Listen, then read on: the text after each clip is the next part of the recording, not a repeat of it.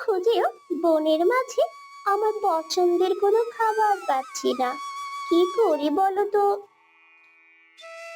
তুই তো সারাদিনই খাস, তারপরেও তোর পেট ভরে না। তোর পেটের ভিতর কি কুমির নাকি রে? তাই বলেছো ভালুক ভাই, আমিও এটা বলতে চাচ্ছিলাম, কিন্তু আমার কথাটা তুমিই বলে দিলে।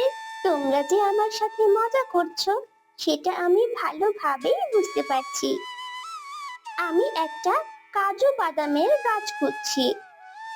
আমি কয়েকদিন আগে সেই বাগান থেকে কাজু বাদাম খেয়েছিলাম, কিন্তু আজকে সেই গাছটা খুঁজে পাচ্ছি না।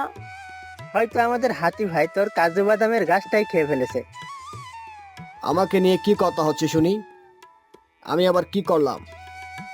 হরিণ ভাই বলছে তুমি নাকি আমার কাজু বাদামের গাছটাই খেয়ে ফেলেছো। তুই জানিস না, অল্পতে আমার পেট ভরে না। গাছটা আমার পছন্দ হয়েছিল, তাই সাবার করে দিয়েছি। হাতি ভাই, তুমি এটা করতে পারলে? আরে তুই আমার পেটটা দেখিস নাই? আমার পেট কি অল্পতে ভরে? আর একটা গাছ খেয়েছি, দেখে কি হয়েছে? এত চিন্তার কি আছে? আমিও তো সেটাই বলি, খেয়েছো, বেশ করেছো। কাঠ বিড়ালি ভাই, তুই মন খারাপ করিস না, আমি তোকে বাদাম এনে দেবো। ভালোবাসা দেখে আমার কি যে ভালো লাগছে, খুশিতে নাচতে ইচ্ছে করছে।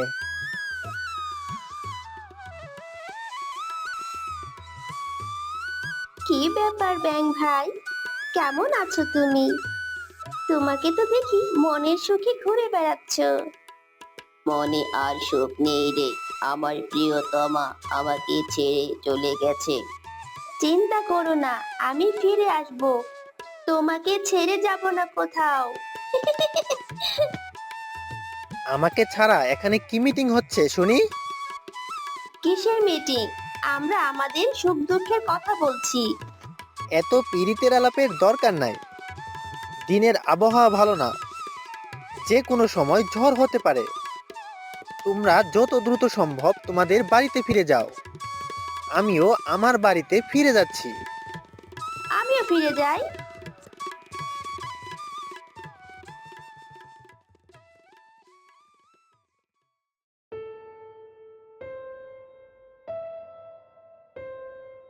ব্যাং ভাইজি এইভাবে আমাদের রেখে চলে যাবে সেটা আমরা ভাবতে পারিনি। ব্যাং ভাই অনেক ভালো ছিল, আমাকে একদিন কাজু বাদাম দিয়েছিল। ঝড়ে আমাদের বনের অনেক ক্ষয়ক্ষতি হয়েছে, বনের অর্ধেক গাছই ভেঙে গেছে। কিন্তু তোমরা একটা বিষয় খেয়াল করেছ? ঝড়ের আগেও কিন্তু আমাদের গাছপালা কমে যাচ্ছিল। হ্যাঁ ভাল্লুক মামা, তুমি ঠিকই বলেছো। কোনো না কোনো রহস্য তো আছেই, আমাদেরকে সেটা বের করতেই হবে।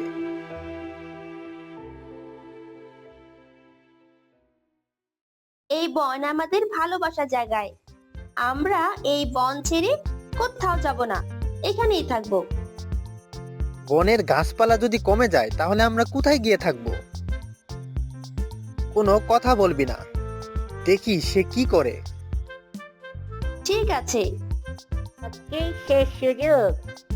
আজ রাতে যখন বনের সবাই ঘুমিয়ে পড়বে, তোমরা শস্যে সকল গাছপালা কেটে নিয়ে যাবে বনে। আমি ধনী হয়ে যাব, শুধু টাকা টাকা টাকা টাকা। তখন আর এই বনে থাকবো না, 5 তলা বাড়িতে থাকতে হবে আমার। শুধু এই সুখ আর সুখ, টাকাই টাকা। তাহলে এই কাহিনী, শিয়াল মানুষের সাথে মিশে এই বনের গাছপালা কাটাচ্ছে। সবাইকে বিষয়টা জানাতে হবে তাহলে। শিয়ালকে এবার একটা উচিত শিক্ষা দিতেই হবে।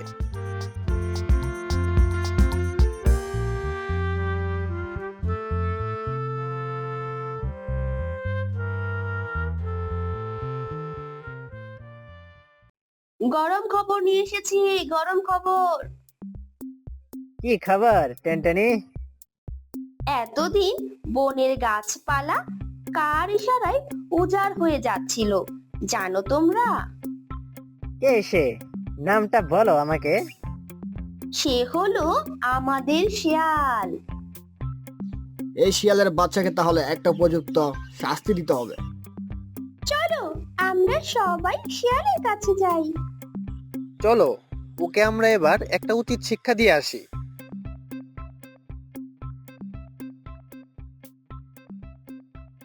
কে কে রে? আমরা রে।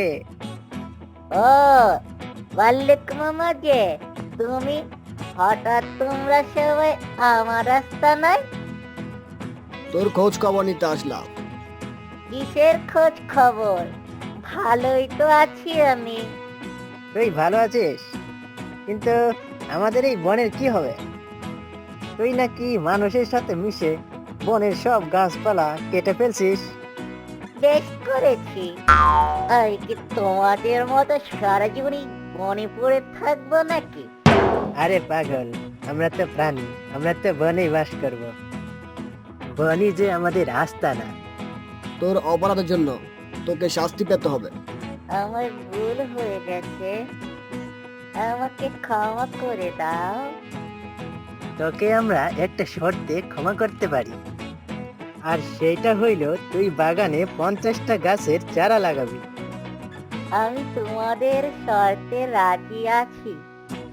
আমি কাজু বাদাম গাছ লাগাবো ভাল্লুক ভাই। তোর কাজু বাদাম গাছ আমি লাগিয়ে দিয়েছি।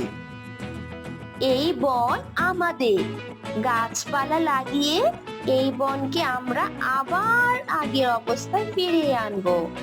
সবুজে শ্যামলে ভরে উঠবে আমাদের বন।